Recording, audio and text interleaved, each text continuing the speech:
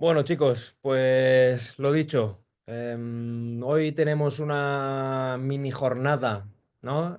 Con el abordaje del codo. Como hemos dicho Quique y yo hace unos segundos fuera de cámara, pues el codo es una articulación que da bastante miedo, al entrenador promedio porque según nuestra perspectiva del movimiento, del entrenamiento de manera clásica, pues no deja de ser una articulación de bisagra, entre comillas, cuando en realidad la cosa va mucho más allá, ¿sí? Entonces lo que vamos a hacer hoy es básicamente daros una perspectiva algo más amplia al respecto de qué es el codo, cómo se conforma, qué musculatura clásica, no, clasiquísima, actúa sobre él, pero sin embargo, qué otras articulaciones, qué otros movimientos, qué fuerzas, etcétera, actúan de tal forma que vamos a poder modular dentro de la readaptación o dentro del entrenamiento de fuerza como tal. En esta primera diapo os digo una cosa que considero que es completamente necesaria, ¿no? Y es aplicable a cualquier charla, curso, libro que leáis siempre y cuando éste ahonde sobre los fundamentos de algo. Y es que los principios y las aplicaciones que vais a escuchar hoy aquí son aplicables a cualquier otra estructura del cuerpo. No lo que digamos específicamente, sino lo que hay detrás, el análisis de la estructura, del tejido, de las fuerzas, etcétera. Eso es lo que realmente te va a hacer capaz de poder trabajar con cualquier articulación, con cualquier lesión, con cualquier objetivo en cuanto al desarrollo de la fuerza, etcétera, etcétera. ¿Sí? Y una frase que también me gusta mucho remarcar es esta, y es que métodos hay miles, pero solo unos pocos principios, y quien entienda los principios va a ser capaz de ignorar toda esa bazofia y basura que hay por ahí, que muchas veces nos ciega y realmente nos genera muchas dudas en vez de lo que debería, ¿no? Generarnos certezas a la hora de actuar. Bueno, pues ya rota mi parte filosófica, como a mí tanto me gusta, vamos a empezar con la caña, ¿no? Vale, el codo siempre va a tener un error de base, ¿sí? Y lo dicho, el codo, el pie, la rodilla, la cadera, todo. Y es que lo vemos desde unas gafas muy rudimentarias. ¿A qué me refiero con esto?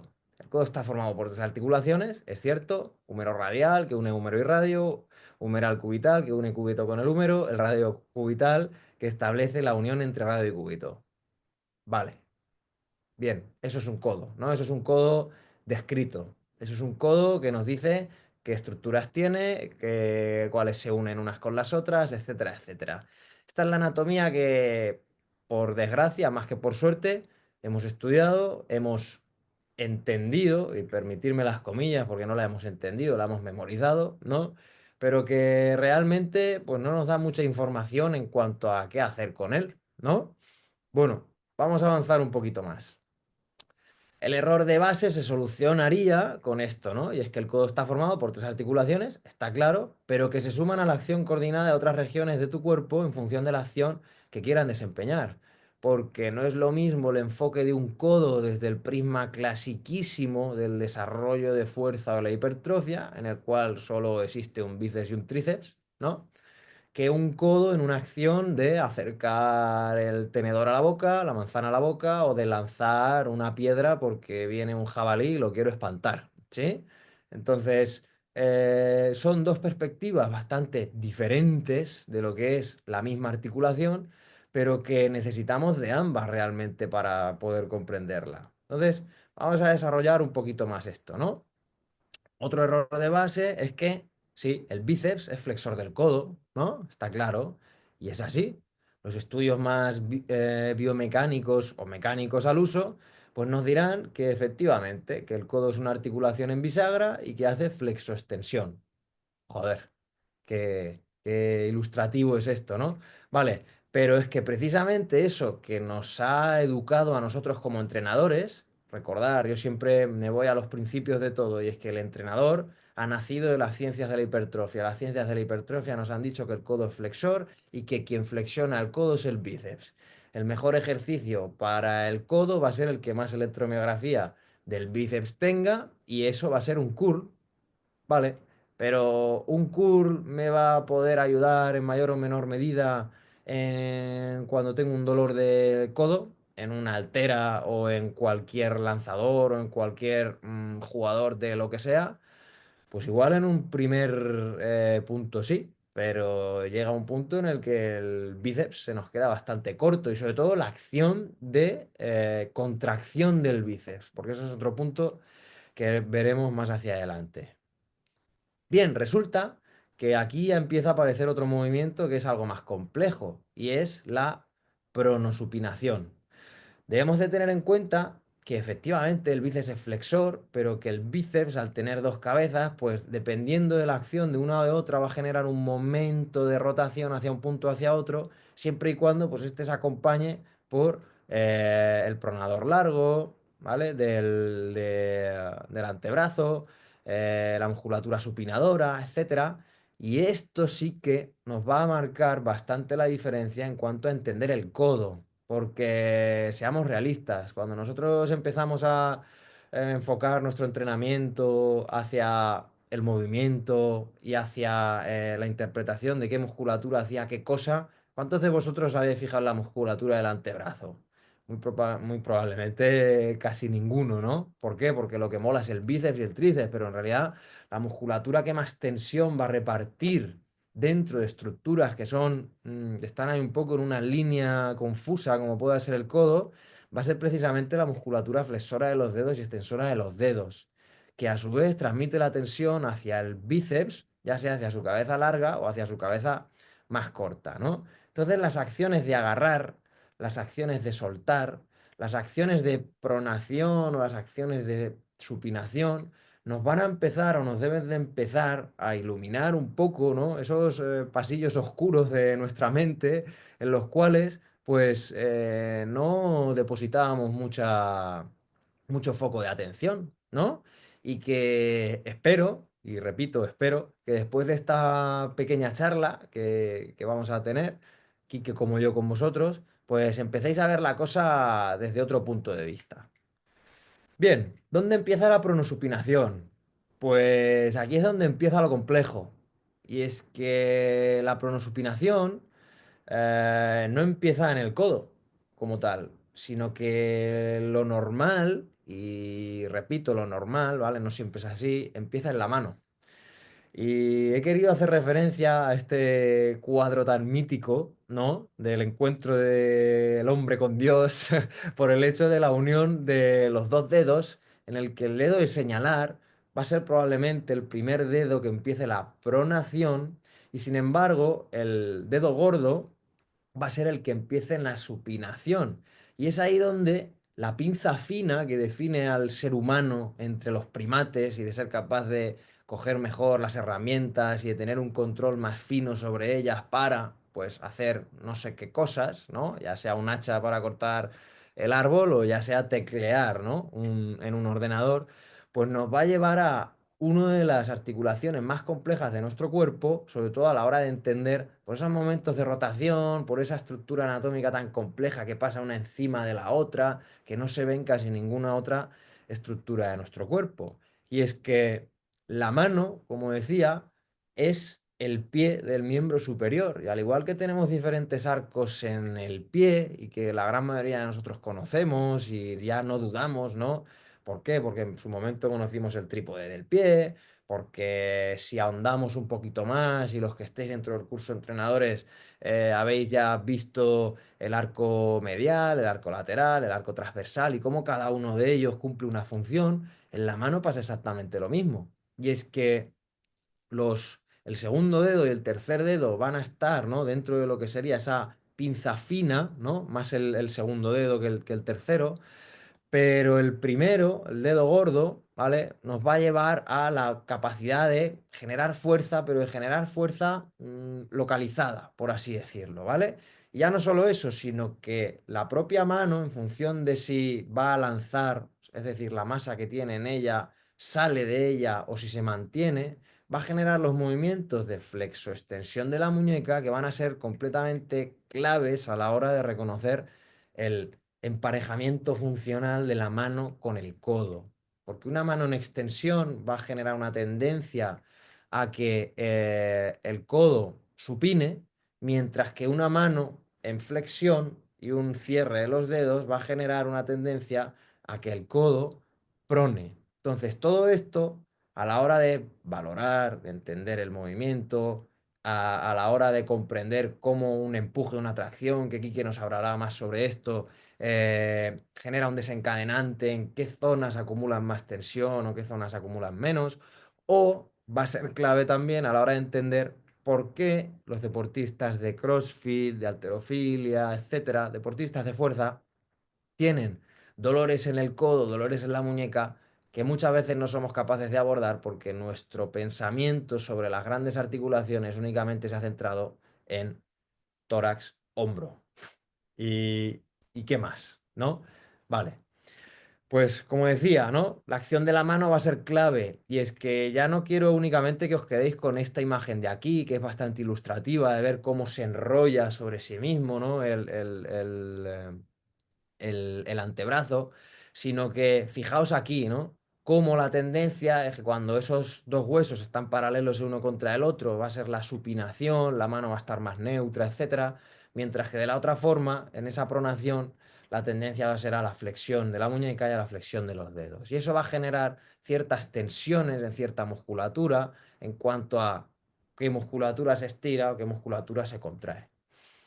Bien, haciendo un pequeño paso atrás, ¿vale? Ya que hemos nombrado el bíceps antes, el bíceps en su concepción más embriológica, es decir, cómo el bíceps está desarrollado digamos, pensado para la acción humana, no es tanto hacia la de levantar una mancuerna, ¿no? Para ponerlo grande, sino hacia la de transmitir fuerzas desde el centro hacia la mano.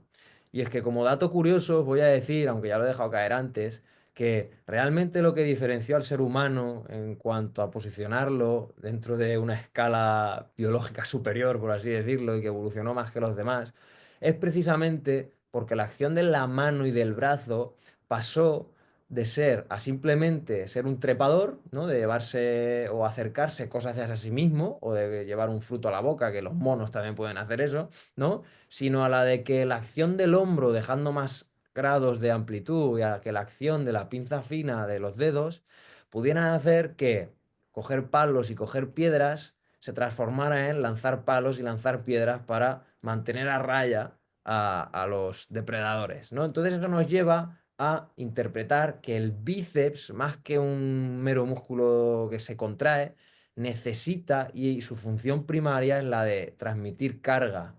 Porque recordar una cosa, si esto lo tenemos tan claro en el bíceps femoral, en los isquios, ¿por qué el bíceps del brazo, que es exactamente la misma musculatura, solo que está en una región diferente, la tenemos tan difusa en cuanto a qué necesitaría hacer, ¿no? Hace poco leí en un libro que no tiene nada que ver con el entrenamiento, que si tú piensas en los bíceps más grandes de los deportes, siempre te vas a los gimnastas olímpicos, ¿no? Y realmente estos no hacen, o el prime de su ejercicio no es el curl de bíceps, sino el sostenerse sobre anillas, el sostenerse sobre barras, el poder hacer diferentes movimientos que transmitan fuerza desde la mano hacia el hombro y desde el hombro hacia el core, ¿no? Y fijaos, ¿no? Aunque haya cierto componente de selección natural, que lo hay obviamente, fijaos esas bazocas que tienen por brazos, ¿sí? Y que nos debe hacer pensar un poquito al respecto de cuál es la verdadera función de estas musculaturas, ¿no? Lo dicho, también en cuanto a lanzadores, ya que la transmisión de carga de el gimnasta a este, aunque no tenga nada que ver, porque es una carga que quiere acercar, ¿no? Y está sometida a una masa que es la mía propia y que es una masa, digamos, elevada, versus la de una masa ligera, que es un, ya sea un disco, ya sea una jabalina, ya sea lo que sea, ¿no? Se compone de un componente de CEA, mientras que el otro se compone de un componente de mayor estiramiento, acortamiento. Pero fijaos con la acción de la mano, ¿no? Aquí os he puesto ese dibujito en el cual pues los puntos de contacto van a variar hacia el final de los últimos dedos o en el talón de la mano hacia la parte más lateral, mientras que en otros deportes, como veremos después en la halterofilia, eso cambia por completo. ¿Sí? Bien, pero vamos un poco al término de la charla. Ya hemos hecho un reconocimiento sobre la estructura del codo, sobre la acción de musculaturas tan clásicas como pueda ser el bíceps, reconociendo que es un transmisor de fuerza por lo largo que es y por la acción que éste puede generar dentro de nuestro cuerpo. Vamos a ver cómo y por qué los deportistas de barra, de CrossFit, halterofilia, etcétera, sienten molestias, sienten dolores o acumulan cierta tensión en la zona del codo, ¿no? Estoy seguro de que muchos de vosotros que ya estáis bastante contaminados con la acción anatómica, la anatomía funcional, el reconocer qué pasa más allá de lo que es el ejercicio, os habéis topado con este dibujo o algo parecido, creo que es de Kapanji, si no recuerdo mal, este dibujo de la izquierda en la que veis a un niño haciendo algo que vemos muy normalmente por la calle, ¿no? Los padres lo van zarandeando, les tiran para arriba, etcétera. Y esto puede llegar a ocasionar, ¿vale? Una luxación del radio. ¿Qué pasa? Que el problema gordo viene cuando se luxa por completo, pero cuando se subluxa es cuando empiezan a haber cosas que no sé por dónde vienen, pero que realmente me están molestando. Entonces vamos a hacer una comparativa de cuando un padre tira del hijo hacia arriba a cuando un deportista de barra soporta esos catch, esos hangs, esos dips, ese barbell sulking, ¿no? De la barra en la que yo estoy haciendo una acción de agarrar y recordar con esa pronación que me generaba, ¿no? El dedo contra dedo o el de señalar y más concretamente el agarre gatillo en el que yo tengo que estar cerrando el pulgar por encima de la barra y eso me lleva a un preestiramiento total de los extensores de los dedos y eso va a traccionar directamente del radio hacia abajo. ¿Qué pasa? Que al traccionar el radio hacia abajo de manera brusca, con esos dips, esos hangs, etcétera, etcétera, con una carga que suele ser bastante pesada en mis manos, eso puede llevar a esa subluxación y esa subluxación me va a llevar a que la musculatura que rodea el codo pues acumule excesiva tensión. Porque como dice un autor que a mí me gusta muchísimo, Gary Ward, ¿no? La musculatura reacciona a la posición anatómica y si la posición anatómica no es estable, ¿quién va a estabilizar la tensión muscular? Por lo que es una pescadilla que se muerde la cola y vamos a ir generando problemas unos encima de otros que desde un codo puede llevar a una muñeca y desde una muñeca a un codo puede llevar a un hombro y bueno, ya sabéis, esa acumulación de tensiones en diferentes sitios que nos da bastantes dolores de cabeza. Vale, y ahora vamos al codo del levantador, ¿no? Una vez está en esa fase de catch, porque esto es una recepción de la barra, ¿sí? En la que, bueno, pues igual estoy haciendo un touch and go, estoy haciendo un hang, estoy haciendo lo que sea, y aquí estoy recibiendo la barra por encima de la cabeza. La mayor diferencia es que en esta foto que veis aquí estoy en una pronación de la mano, mientras que aquí estoy en una supinación, ¿sí? Entonces, recordar lo que he dicho al inicio, la supinación va a llevar a que la estructura del antebrazo, el radio, pase por encima, ¿vale? Y se posicione en una posición más paralela, ¿sí? Mientras que la otra pasaba por encima y se cruzaba por sí misma, ¿no? Entonces, aquí la tensión va a recaer más sobre la zona medial del codo, mientras que aquí la tensión va a recaer más sobre la zona lateral del codo.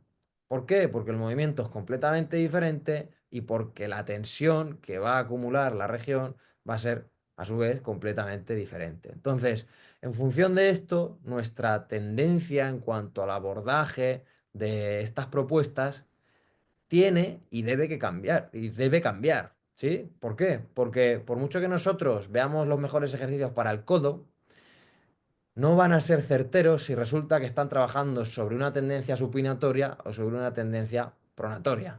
¿Por qué? Porque uno va a recaer más sobre musculatura flexora de los dedos y otro va a recaer más sobre musculatura extensora.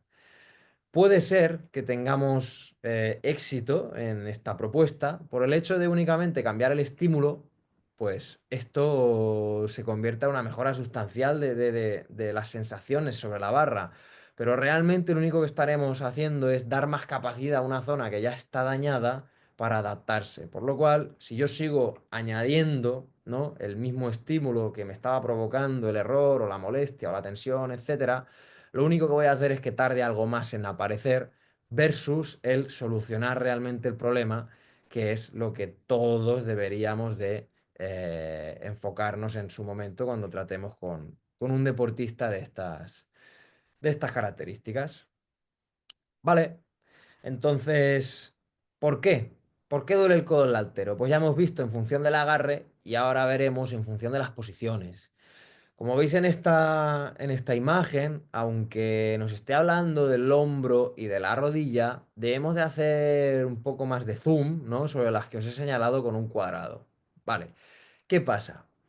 Cuando uno estudia los movimientos olímpicos, ve pues las típicas transiciones, ¿no? El inicio, el primer tirón, transición, segundo tirón, turnover, el catch, etcétera. Vale, vale, esto está muy bien. Pero si estamos hablando del codo, debemos de hacer referencia a él. ¿Qué pasa en esas fases en las que yo he marcado con el cuadrado?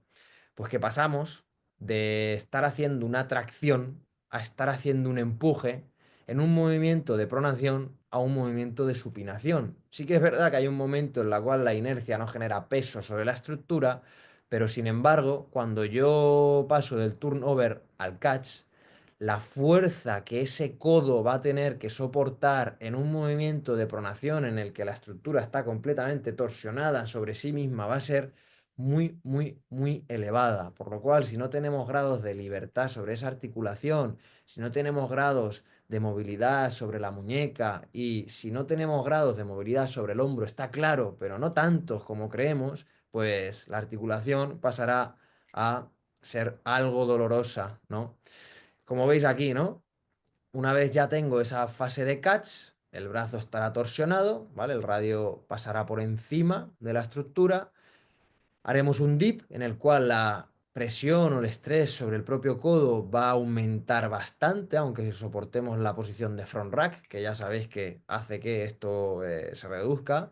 Y pasaremos al empuje de la barra y al bloqueo por encima de la cabeza, en la cual, como hemos visto antes, la muñeca pasa a extensión y el grado va a ser mucho más brusco en cuanto a que la barra cae directamente sobre la estructura del brazo hacia el hombro.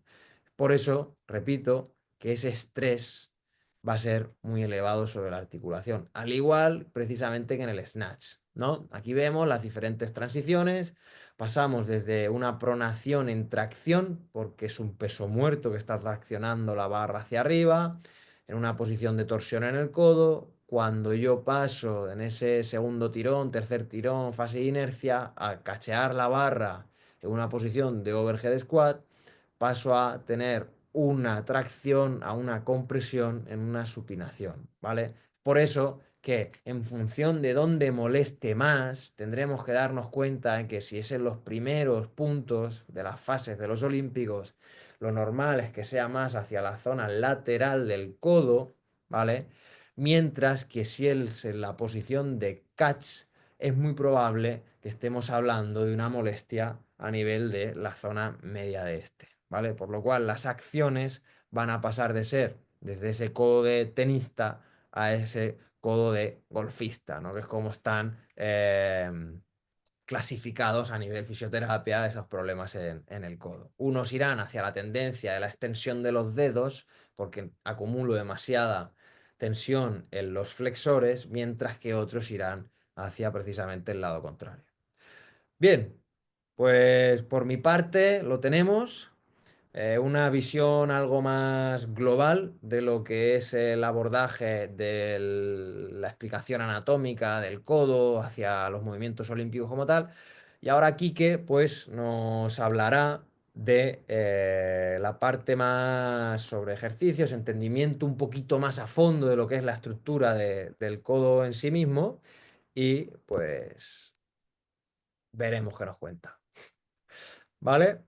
Te paso a anfitrión, Quique, para que puedas compartir. Sí, Ahí está, ya lo tienes.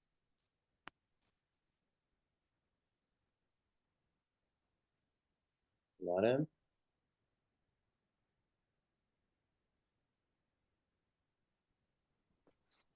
hacerme esto pequeño. Me salen muchas pantallas aquí a la derecha. A ver. Vale. Em, hago pase de diapos y me dices si está todo en Venga, orden. ¿Se ve? perfecto.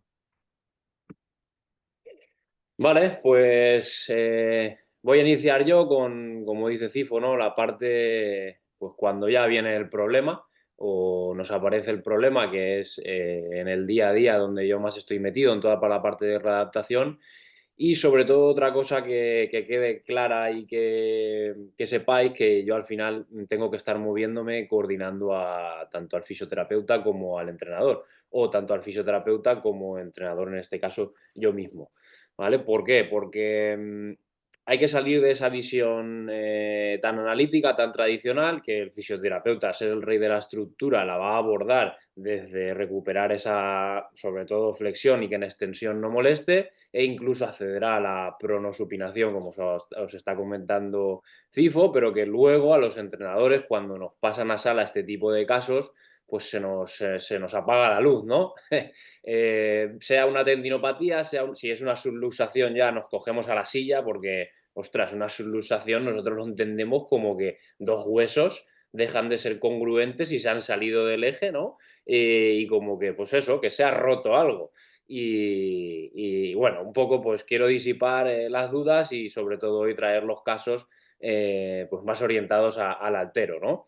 Eh, yo soy bastante reticente a poner plazos o qué ejercicios tengo que hacer y cuánto tiempo los tengo que hacer, pero bueno, voy a centrar un poco el tiro, sé que es complicado y sobre todo me centraré en qué es lo que no hay que hacer, ¿vale? Pero que sepáis que ya la biología y la fisiología humana no son tiempos cerrados.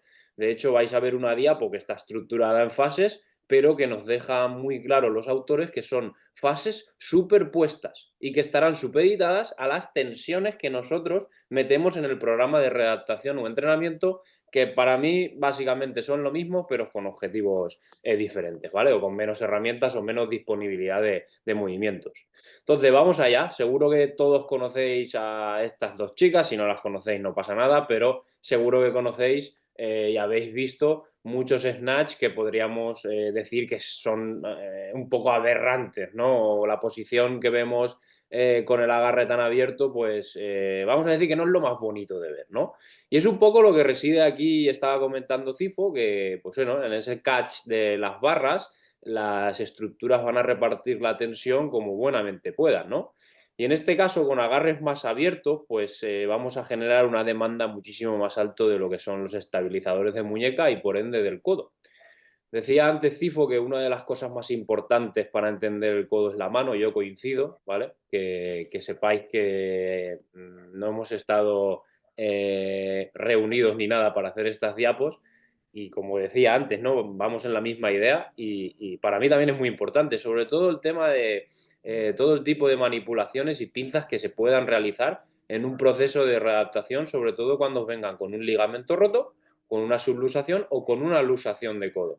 Es decir, empezar con las prensiones, las pinzas, lo antes posible para generar la función del codo, que una de ellas va a ser una función coaptadora, es decir, cuando tenemos una barra encima de la cabeza, ¿vale? Como veis ahí os pongo que en esta posición lo que podemos encontrar es una extensión de muñeca, un aumento en la tensión del codo, me da igual qué estructura, ¿vale? No vamos a poder separarlas, todo va encapsulado en un paquete, bien sea nervioso, bien sea muscular, capsular, me da igual, pero que sepáis que se puede aumentar esa tensión en el codo. Por ende, una extensión y una hiperextensión del codo con tendencia a valgo y rotación interna o externa del hombro, que bueno, en diferentes casos, o antepulsión, dependiendo ya de los pulcros que seamos, bagaje y tengamos mejor o mala manera de ejecutar, es lo que se va a poder provocar. Pero que esto va a desencadenar lo que os vengo a hablar, ¿no? Los problemas que nos podemos encontrar. En este caso me voy a centrar en, pues bueno, una de las consecuencias que aparece en el catch, que son los ligamentos de la parte interna del codo, ¿vale?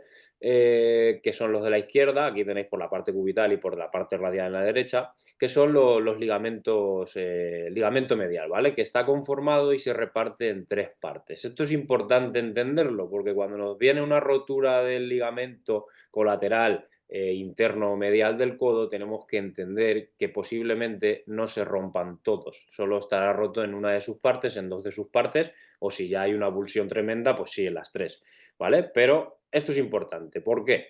Porque cuando hablamos de ligamentos, lo que van a hacer es una unión de dos huesos, es decir, una congruencia pasiva. Si yo estoy con los brazos extendidos, en este caso si estoy de pie, no tenemos ningún tipo de fuerza que va a provocar un problema en el codo, pero una vez ya comencemos con simplemente llevar dos bolsas, ahí ya se va a generar una tensión que nos va a llevar a que la musculatura coadaptadora, como veremos luego, actúe.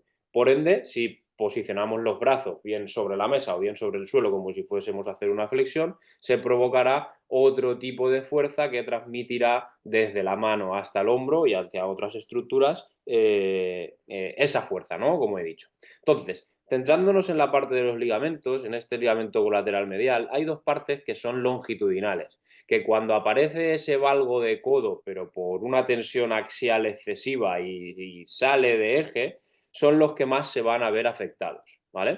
Si tiramos un poquito más hacia adelante, podemos saber que hasta un 70%, me da igual el porcentaje, pero que sepáis que es vamos a decir que un alto protagonismo, se lo lleva la parte anterior, ¿vale? La parte anterior va a estar lateralizado, es decir, por esta parte interior del codo, pero la parte anterior es la que va a generar esa estabilidad mayor dentro de estos tres ligamentos. ¿Qué pasa? Que cuando ese ligamento se ve afectado, ¿vale? Vamos a tener un problema de base que es cualquier movimiento que tengamos que hacer con cargas por encima de la cabeza o en este caso con apoyos, bien sean fondos, empujes, etcétera, van a poder provocar problemas en esa cara interna del codo, ¿vale? Como digo aquí, una técnica, entre comillas, deficiente puede aumentar esa puesta en tensión de ese ligamento y también puede ocurrir, claro que sí, tras caídas y apoyos con las manos en extensión de muñeca que van a aumentar la tensión tanto de la parte flexora como de la parte extensora o de la parte pronadora y parte supinadora, ¿vale? También hay que saber que son ligamentos cortos. Los ligamentos cortos o con más masa, más haces de fibras, suelen ser muy fuertes, ¿vale? Yo aquí hago un símil y en este caso, al ser una articulación en bisagra, ¿vale? Como os comentaba Cifo, podemos hacer un poquito la comparativa con la rodilla, aunque el funcionamiento sea diferente, ¿vale? Pero ese ligamento colateral medial, al ser corto y grande, lo que generan es una capacidad de estabilización muy heavy, es decir, mucha estabilidad. Entonces, cuando se ven afectados los movimientos en valgo que en una situación normal no deberían de ocurrir, va a provocar que no solo se puedan distender las fibras de los ligamentos, pueda aparecer también a nivel de tendones una tendinopatía, una rotura de cualquier músculo, sino que tenemos que entender que esto es una cascada de acontecimientos que en todas las en las dos articulaciones del codo, ¿vale? Húmero cubital y húmero radial, van a estar ocurriendo fenómenos de inflamación, ¿vale? Bien sea a nivel óseo, donde aparezcan esos osteofitos, se pueda generar mayor callo, como llamo yo, en el hueso, y duela simplemente porque el espacio que hay en el codo se reduce, ¿vale? Por este crecimiento óseo, bien sea por esa rotura parcial del ligamento colateral medial que va a generar más inestabilidad de base en el codo, ¿vale? O bien sea, pues bueno, lo que os decía, ¿no? Un problema a nivel muscular. Vale, todo esto hay que entenderlo en que cuando la gente nos viene que le molesta el codo y partimos de que le molesta el codo cuando tiene barras overhead, por ejemplo, en un snatch, tenemos que entender que el codo, en este caso, va a ser lo de menos y tenemos que ver qué nos está fallando, si es la musculatura coadaptadora o si es la función coadaptadora o si es la función de traccionar a nivel de fuerzas o bien cuando hacemos esta recepción de la barra. Entonces, entendiendo eso, las terapias tradicionales, como yo os digo, más utilizadas en la fisioterapia tradicional, van a carecer de sentido si no hacemos un análisis exhaustivo del movimiento y de la ejecución técnica que tienen estos levantadores, ¿vale? Que es un poco lo que os venimos a traer. Pero que depende del tipo de el tipo de ligamento, musculatura, hueso, se podrá generar una terapia u otra que pueda ayudar a reducir la inflamación. Pero lo que quiero decir con esto es que generar trabajos de extensión de los dedos o generar trabajos de antebrazos tradicionales para reforzar la musculatura es una visión y una puesta en marcha que es equivocada, ¿vale? Es equivocada porque no podemos ver esto solo con las gafas de la musculatura y poner la musculatura del antebrazo fuerte, ¿no? Que eso era, pues tradicionalmente para generar más volumen, ¿no? Muscular y punto. Pero aquí se puede convertir en un problema. En un problema porque puede acentuar que ese proceso biológico y esa producción de la inflamación siga estando los días posteriores, ¿vale? Sabemos a día de hoy que entre 48 y 72 horas esos procesos inflamatorios se reducen. Pero claro, si yo le estoy metiendo mayor tensión a la estructura del codo de manera analítica, pues seguramente esos 48 o 72 horas se puedan convertir en 2 o 3 semanas, que eso nos llevará a otro problema y una lesión posiblemente cronificada, como pueda ser una tendinopatía o como posteriormente pueda ser una rotura de ligamentos. Como vemos, el mecanismo de lesión por excelencia cuando tenemos problemas en la cara interna del codo se viene por una compresión axial, un valgo de codo y una supinación, ¿vale? Que viene con la muñeca en extensión, ¿vale? Como veis en la foto de la derecha, esto puede ser una barra que no ha sido salvada, que se nos va hacia detrás y provoca este fenómeno. Entonces, esto es importante porque va a ser contra lo que hay que luchar, pero ya os digo que no se puede hacer quitándole a la barra el 50% del peso y repitiendo ese mismo movimiento. No tiene ningún sentido. A ver, tiene ningún sentido. Tiene sentido en una fase de la readaptación para volver a meter tonelaje en la barra, pero no tiene sentido que cuando desaparezca el dolor en el tercer día nosotros metamos un snatch en un 20 o 30% de la carga, porque no es nada representativo y las tensiones que ha recibido este atleta al lesionarse no tienen nada que ver. Entonces, eso es importante. Cambiamos la visión de que cuando yo me lesiono en un movimiento no tengo que ir rápidamente a repetir ese gesto en ese punto, porque eso sería muy reduccionista, ¿no? Y de hecho lo es. A partir de aquí, ¿qué cosas considero importantes en los ligamentos? Lo primero, su configuración anatómica, su localización, tamaño, forma y localización otra vez, que este se me ha colado. Pero bueno, el caso, lo que os he dicho, si es más largo, más fino, más grueso, si tiene 3 bandas, como el ligamento colateral medial, si unas están dispuestas en longitudinal y otras en transversal, ¿vale? Porque esto va a generar un efecto compresor muchísimo más fuerte. Es lo que hay que ver, ¿vale? Porque si en este caso se nos va a generar una distensión o un cambio en las fibras de colágeno de la parte anterior, pues ya sabemos que vamos a tener un problema de inestabilidad de base muy heavy. Entonces, ¿qué hacemos con esto, no? Cuando tenemos un problema de ligamentos, en este caso del ligamento colateral medial. Pues bueno, aquí veis lo que ocurre a nivel fisiológico con las fibras de colágeno.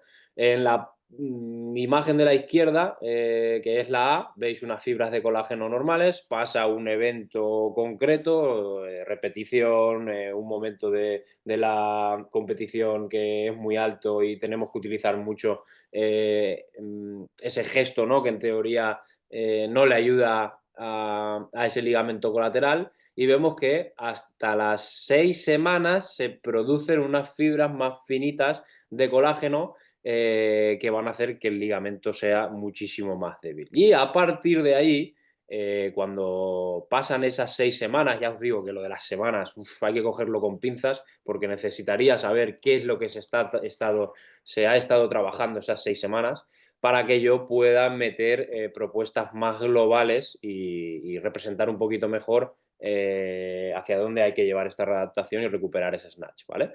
A partir de ahí vuelven a las fibras de colágeno a coger vamos a decir, su densidad, su forma, ser fuertes, ¿vale? Sí que es cierto que cuando hacen una plastia, ¿vale? Y el ligamento no se recupera por sí solo, dicen que nunca vuelve a ser igual de fuerte, ¿no? Pero yo siempre digo que cuando tenemos un problema y entramos en un proceso de adaptación, el atleta se conciencia más, o la mayoría de ellos, en entrenar de otra manera y añadir componentes a su entrenamiento, ¿vale? Y seguro que tenéis muchos casos, si sois entrenadores o fisioterapeutas, que se preocupan más por la salud. E incluso invierten dinero en profesionales que nos encargamos de cambiar técnicas de ejecución, ¿vale? Que es otro debate, ¿no? Que yo hablaba con Cifo, y se puede cambiar o no una técnica en cualquier tipo de deporte.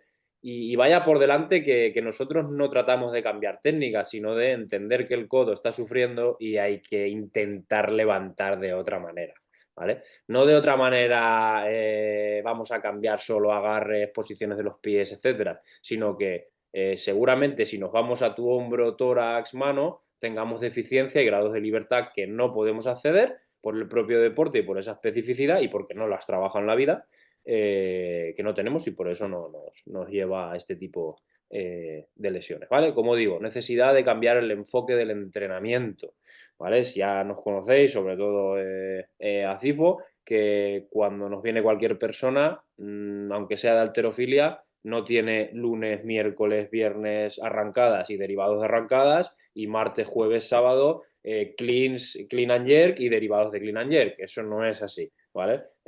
Pocos humanos son capaces de soportar una programación tradicional al uso, ¿no? De esos movimientos de competición.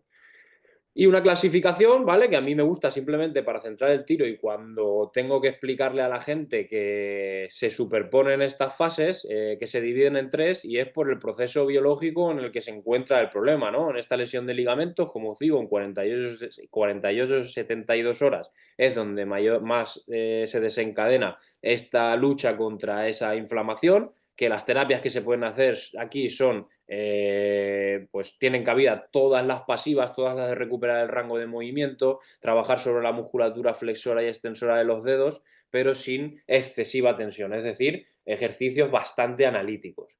Por otro lado, la fase reparadora, que empezaría a partir de esas 72 horas con pinzas, ¿vale? Soy un poco reticente a esto, pero bueno, tenemos 8 semanas, 2 meses de trabajo, donde la pregunta es, bueno, pero ya metemos snatch con baja carga, evítalo, si es que no te va a provocar ningún bien repetir ese gesto si sabemos que tu tórax está totalmente fijado en extensión y no es capaz de generar ningún otro tipo de movimiento, ¿vale?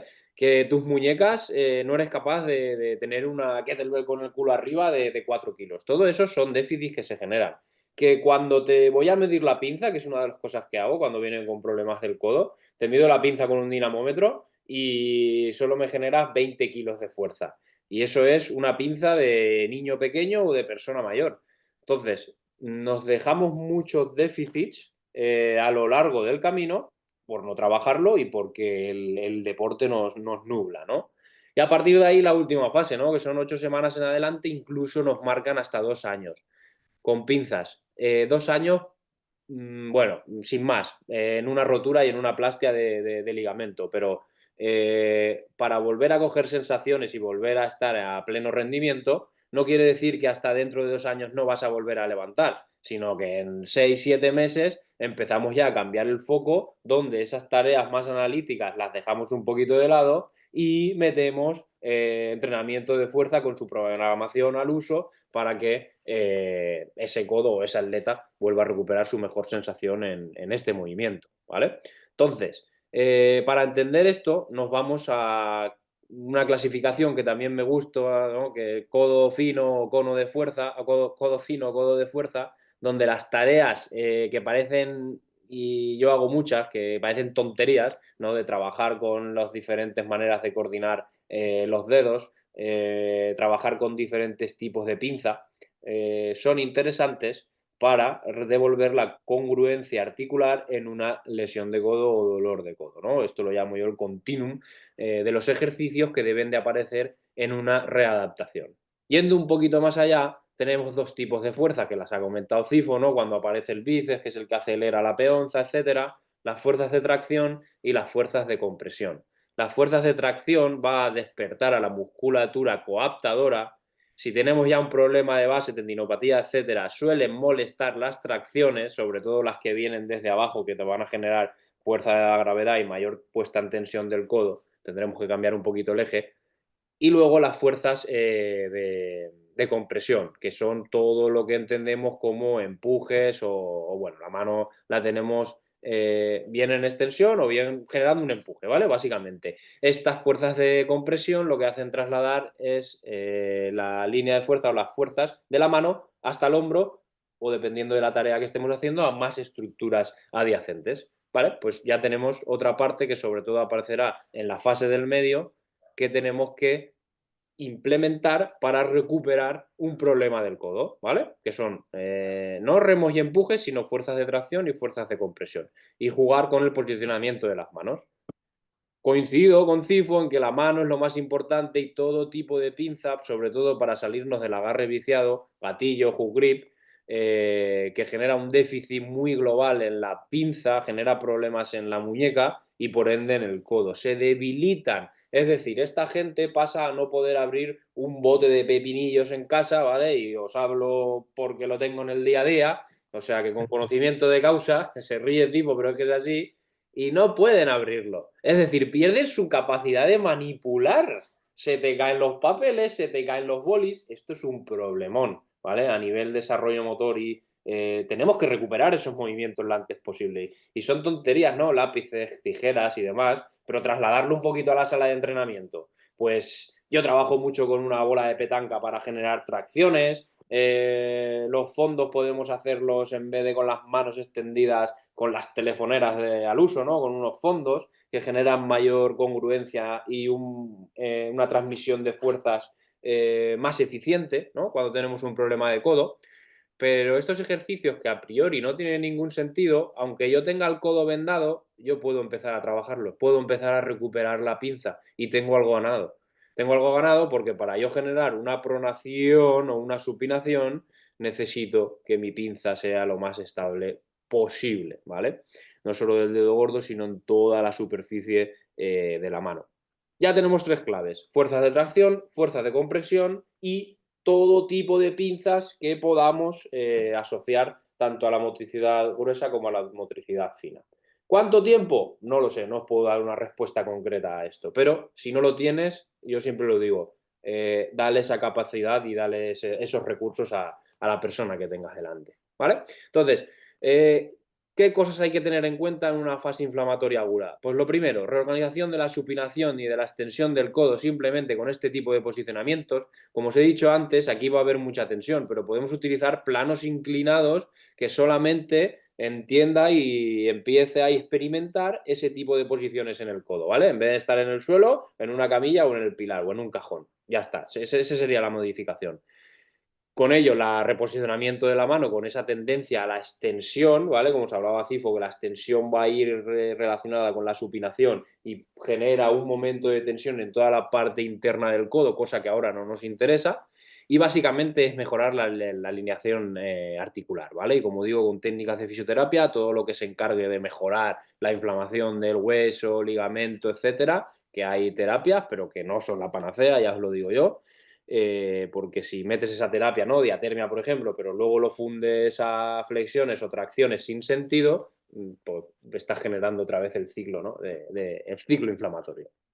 La segunda fase, empezamos a reorganizar la supinación y la extensión del codo en una cadena de empuje y una cadena de tracción. A mí, en estas situaciones de que el codo, vamos a decir que baila, me gusta empezar más por todo el trabajo de empujes y por esas fuerzas de compresión, ¿vale? Porque aunque parezca que un farmer's walk es inofensivo, la mayoría de la gente, como no tiene pinza, ¿vale? Vamos a partir de esa base, la kettlebell se va cayendo hacia los deditos. Estos deditos, ¿vale? Sus flexores cortos no tienen casi capacidad de generar fuerza. Entonces, empezamos a meter una tensión excesiva y en vez de generar un trabajo coaptador en la musculatura del codo, generamos todo lo contrario, ¿no? Más distensión y más tensión en los flexores largos de los dedos, que lo que hacen es abrir más el espacio, cosa que no queremos, que lo que queremos es generar congruencia. Pero bueno, esto es algo más a nivel personal a mí, que me gusta empezar por esos empujes. No está ni mejor ni peor, yo os doy mi razonamiento, ¿vale? Y por último, empezar a añadir esos movimientos más representativos con una lógica. Si tengo un tórax que no se mueve ni para ningún lado, vuelvo a decir lo mismo, no tiene sentido que le quites el 50% de peso a la carga y le metas el snatch en base simétrica con los brazos simétricos porque vamos a volver a trabajar sobre el mismo problema, ¿no? Entonces, opciones como estas son muchísimo más interesantes donde la carga axial, el valgo de codo y la supinación de la mano se pueden controlar y estamos yendo hacia lo que necesita experimentar ese codo, ¿no? Cuando vemos el landmine se va a producir esa parte de tirón y cuando llegue arriba se va a producir esa parte de generar el catch, pero sin una amenaza terrible, ¿vale? Y ya os digo yo que si alguno habéis experimentado, habéis trabajado con CIFO o conmigo, estos ejercicios te ponen en tu sitio, ¿vale? Aunque parezca una tontería. ¿Qué es lo que intentamos provocar con esto? Pues generar un tiempo, ¿vale? De readaptación al entrenamiento que nosotros consideremos en base a las sensaciones del atleta y a nuestra manera de progresar en la planificación, pero que no generemos una prehabilitación de ejercicios que nos van a devolver al problema inicial, ¿no? Al dolor. Por último, comentar aquí que yo siempre digo que si algo viene roto, aunque sea más heavy o ya quiero decir de que incapacitante, para nosotros siempre va a ser más sencillo porque empezamos desde cero, ¿vale? Cuando son lesiones tipo que es distensión pero no es rotura o que es una tendinopatía, se nos hace un poquito más complicado de abordar porque los procesos son muy ondulatorios, ¿vale? No son en una flecha vertical, en una ascensión, sino muy, muy, muy, muy ondulatorios y cosa que esto, aparte de que los deportistas se frustran, ni os digo nosotros, ¿vale? De aguantar el tirón.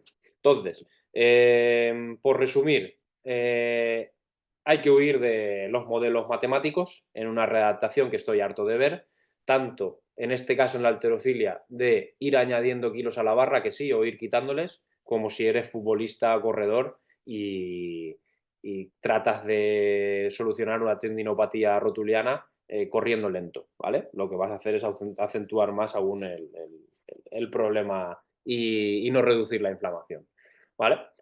Eh, y, y, eso es un poco lo que traía, ¿no? Para hoy.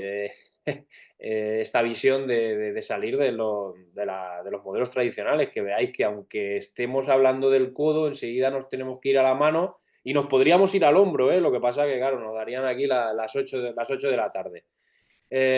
Así que nada, por resumir, no os centréis con los días, semanas, etcétera, sino en recuperar lo que hay que recuperar en cada fase, ¿vale? Y por mi parte lo tenemos. Cifo, te hago anfitrión a ti otra vez. Te devuelvo los mandos de la nave. Ahí va. Ok, bueno chicos, pues nada, ya hemos expuesto lo que teníamos preparado para hoy. Como ha dicho Quique, nos podríamos complicar infinitamente más la vida yendo desde el tórax, hombro, mano, mano, codo, hombro, tórax, core, incluso cadera contraria, lo que quisierais, ¿vale? Pero la idea de esto es daros ideas claras, ¿sí? Tener claro qué pasa cuando, pues, nos ha hablado Quique, ¿no? Cuando un ligamento sufre un estrés, en función de qué lo sufre y cómo tener más o menos una línea de pensamiento en cuanto que empiezo por tracciones, por compresiones, en función de realmente cuál ha sido la representación de la fuerza que ha generado el problema y cómo yo pues ir construyendo poco a poco desde cero ese codo, ese brazo o ese lo que sea, ¿no? Vale, ahora vamos a abrir un espacio de dudas por si alguno quiere lanzar alguna pregunta o cualquier objeción, cualquier detalle que creáis que podéis aportar. Y nada, la charla se quedará subida en YouTube Para los que estéis en el curso de entrenadores, también la subiré al apartado de tórax y hombro, ¿vale? Al ser una articulación que está en el miembro superior, pues la organizaré desde ese punto. Y luego también deciros que Quique también tiene su curso enfocado a desarrollar tanto a entrenadores como a fisioterapeutas, etcétera, dando una visión bastante parecida. Como habéis visto y ya ha dicho bien, no nos hemos juntado para, para hacer las diapos ni saber de qué hablábamos el uno del otro. Y pues hemos hecho una línea de pensamiento en función de yo soy más global y él pues le gusta más la parte más interna, más anatómica, ¿no? Y para que veáis cómo las cosas salen hacia adelante únicamente pensando de maneras muy parecidas. Lo dicho, si tenéis alguna pregunta, es el momento. Vamos a dar 3, 5 minutillos y ya está.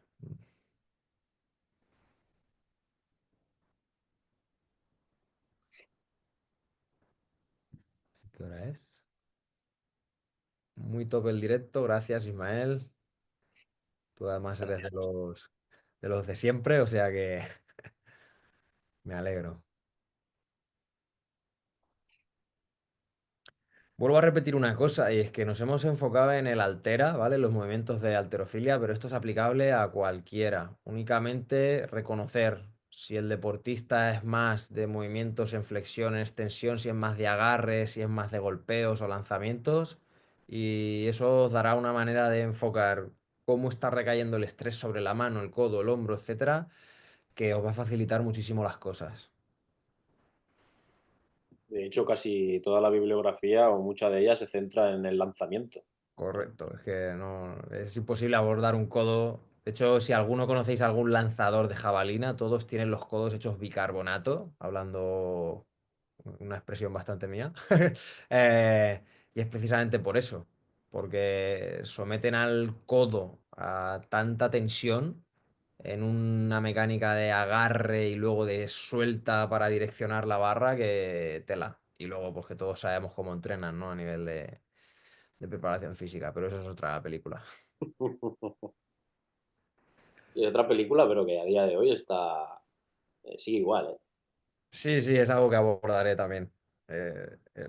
La planificación rudimentaria, qué hay que hacer, cómo hay que hacer, en cuanto a no solo individualización de porcentajes, sino a selección de ejercicios y tal, que es algo que todos hemos visto alguna vez en nuestra vida, pero que se nos ha olvidado por el hecho de tener tantas metodologías y tantas cosas chulas y llamativas en la cabeza que perdemos el foco y yo el primero, considero que lo pierdo de vez en cuando y siempre tengo que parar a reflexionar y decir, ¿esto qué hago? ¿Qué cojones es?